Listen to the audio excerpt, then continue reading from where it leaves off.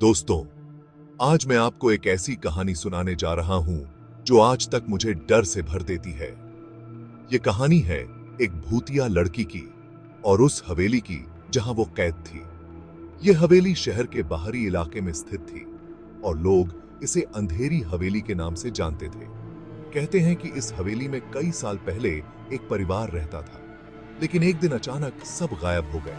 मैं उस समय कॉलेज में था और दोस्तों के साथ घूमने का प्लान बनाया। हम सभी को रोमांचक और डरावनी जगहों पर जाने का शौक था। हम जाना चाहते थे एक पुरानी खंडहर हवेली में जो भूतिया कहानियों के लिए मशहूर थी।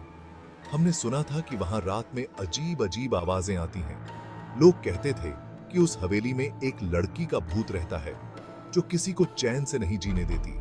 उस लड़की की कहानी भी बहुत दर्दनाक थी। कहते हैं कि वह लड़की अपने परिवार के साथ बहुत खुश थी, लेकिन एक दिन कुछ अज्ञात कारणों से उसकी मौत हो गई और तब से उसकी आत्मा उस हवेली में भटक रही है।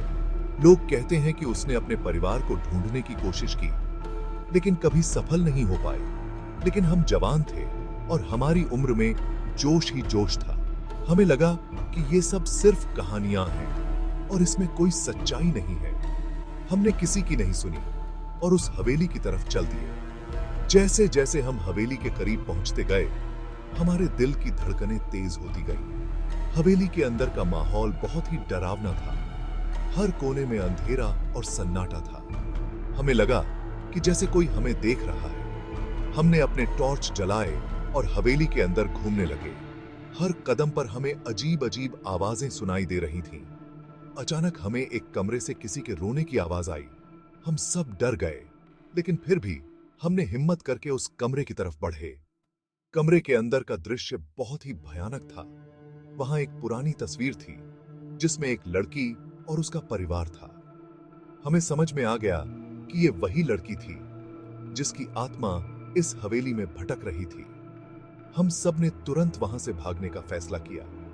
जैसे ही हम हवेली से बाहर निकले, हमें लगा कि हमने किसी भयानक सपने से छुटकारा पाया है। उस दिन के बाद हमने कभी भी ऐसी जगह पर जाने की हिम्मत नहीं की। दोस्तों, ये थी मेरी कहानी अंधेरी हवेली की। उम्मीद है कि आप इसे सुनकर डर गए होंगे।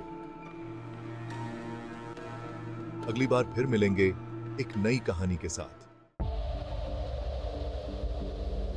हवेली के दरवाजे टूटे हुए थे, जैसे किसी ने जबरदस्ती उन्हें तोड़ा हो। यह हवेली अब वीरान और खंडहर बन चुकी थी, लेकिन इसके हर कोने में एक कहानी छुपी हुई थी और अंदर का माहौल बहुत ही डरावना था। हर दीवार पर अजीब सी छायाएं नजर आ रही थीं और हवा में एक अजीब सी ठंडक थी जो रोंगटे खड़े कर देती थी। धूल, मकड़ी के जाले और सन्नाटा, सब कुछ खौफनाक था। ऐसा लगता था जैसे यहां सालों से कोई नहीं आया हो। हर कोने में मकड़ी के जाले लटके हुए थे और धूल की मोटी परत हर चीज पर जमी हुई थी। तभी हमारी नजर दीवार पर टंगे एक चित्र पर पड़ी। यह चित्र बहुत पुराना था और इसके रंग भी फीके पड़ चुके थे, लेकिन इसमें कुछ ऐसा था जो हमें अपनी ओर खींच रहा था। ये एक खूबसूरत लड़की का चित्र था, लेकिन उसकी आंखों में एक अजीब सी चमक थी। ऐसा लगता था जैसे वो चित्र हमें कुछ कहना चाह रहा हो, जैसे उसकी आंखों में कोई गहरा रहस्य छुपा हो।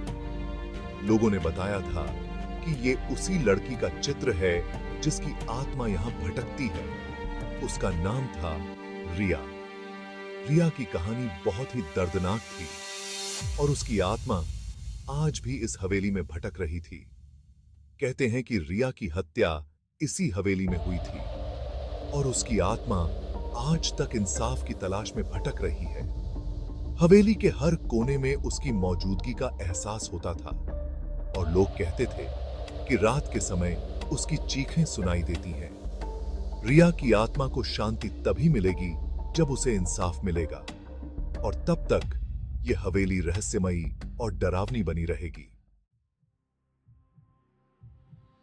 हम हवेली के अंदर घूमने लगे। हर कमरा खाली और डरावना था। तभी अचानक हवा चलने लगी और दरवाजे अपने आप खुलने और बंद होने लगे। हमें यह सब बहुत अजीब लगा, लेकिन हमने खुद को समझाया कि ये बस पुरानी हवेली की आवाजें हैं। रात होने लगी तो हम हवेली के एक कमरे में रुक गए। हमने मोमबत्तियां जलाईं और अपने बैग खोले, लेकिन उस वक्त हमें क्या पता था कि ये रात हमारी जिंदगी की सबसे खौफनाक रात होने वाली है। आधी रात को अचानक मेरी नींद खुल गई। मुझे लगा कि कोई मुझे देख रहा है। मैंने आंखें खोलीं और देखा कि दरवाजे पर एक साया खड़ा है। मैं जोर से चिल्लाया और मेरे दोस्त भी उठ गए। हमने टॉर्च जलाकर देखा, लेकिन वहां कोई नहीं था। हम सब डर गए थे, लेकिन फिर से सोने की कोशिश करने लगे। तभी अचानक हमें एक लड़की के रोने की आवाज आई। आवाज बहुत करीब से आ रही थी, जैसे वो हमारे ही बीच हो। सुबह होते ही हम हवेली से भाग निकले। रात भर की घटनाओं ने हमें हिलाकर रख दिया था। हवेली की दीवारों से आती अजीब आवाजें और वो परछाई जो हर कोने में दिखती थी, हमें डराने के लिए काफी थी। हमने ठान लिया था कि अब हम कभी इस हवेली में वापस नहीं आएंगे। लेकिन जैसे जैसे हम दूर होते गए, हमारे मन में सवाल उठते गए। क्या वो सब सच था? क्या हमने सच में किसी आत्मा को देखा था? लेकिन मेरा मन उस रहस्य को जानने के लिए बेचैन था। मैं जानना चाहता था कि आखिर इस हवेली में ऐसा क्या था जो हमें इतना डरा रहा था।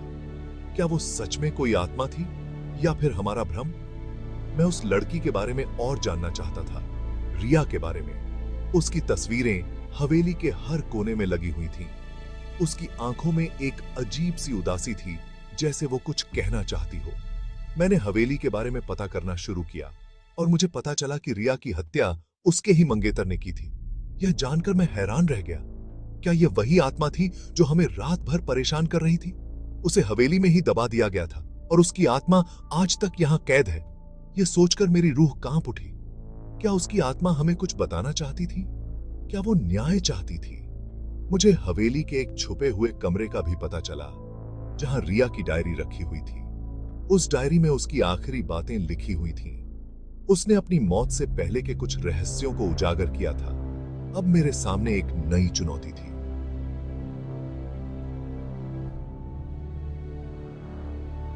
रिया की आत्मा को मुक्ति दिलाना। डायरी में रिया ने अपनी पूरी कहानी लिखी थी। उसने लिखा था कि कैसे उसका मंगेतर उसे धोखा दे रहा था और कैसे उसने उसे मार डाला था। रिया अपने प्यार में धोखा मिलने के गम में मर गई थी और उसकी आत्मा आज तक अपने प्यार को ढूंढ रही थी। मुझे रिया पर बहुत तरस आया। वो बेचारी किसी और के प्यार में फंस गई थी और उसी ने उसे धोखा दिया था। मैंने ठान लिया कि मैं रिया की आत्मा को शांति दिलाऊंगा। मैं उसके हत्यारे को सजा दिलाऊंगा। भयावह सच्चाई। मैंने पुलिस को रिया की कहानी बताई और उन्हें हवेली के गुप्त कमरे के बारे में भी बताया। पुलिस ने हवेली की तलाशी ली और उन्हें वहां रिया का शरीर मिल गया। रिया की डायरी और उसकी लाश मिलने के बाद पुलिस ने उसके मंगेतर को पकड़ लिया। सच्चाई सामने आने के बाद सब लोग हैरान थे। लोगों को यकीन नहीं हो रहा था कि जिस आदमी को वो इतने सालों से जानते थे, वो इतना बड़ा हत्यारा निकलेगा। मुक्ति की तलाश। रिया की आत्मा को शांति दिलाने के लिए मैंने एक पंडित जी को हवेली बुलाया। पंडित जी ने हवेली में पूजा की और रिया की आत्मा को मुक्ति दिलाने की प्रार्थना की। पूजा के बाद हवेली का माहौल थोड़ा शांत हुआ, जैसे रिया की आत्मा को शांति मिल गई हो। मुझे भी अच्छा लगा कि मैंने रिया के लिए कुछ किया। अंतिम मुठभेड़। उस रात मैं अपने कमरे में सो रहा था कि अचानक मेरी आंखें खुल गईं। मैंने अपने सामने रिया को देखा, लेकिन इस बार वो डरावनी नहीं लग रही थी, बल्कि उसके चेहरे पर एक सुकून था। उसने मुझे धन्यवाद दिया और कहा कि अब वो शांति से जा सकती है। फिर वो धीरे धीरे गायब हो गई, हमेशा के लिए। भूतिया सन्नाटा। अगली सुबह जब मैं उठा तो मुझे बहुत हल्का महसूस हो रहा था। मुझे ऐसा लग रहा था जैसे एक भारी बोझ मेरे सिर से उतर गया हो। मैं उस हवेली में फिर कभी नहीं गया, लेकिन मुझे पता है कि अब वहां रिया की आत्मा नहीं भटकती, वो अब शांति से है।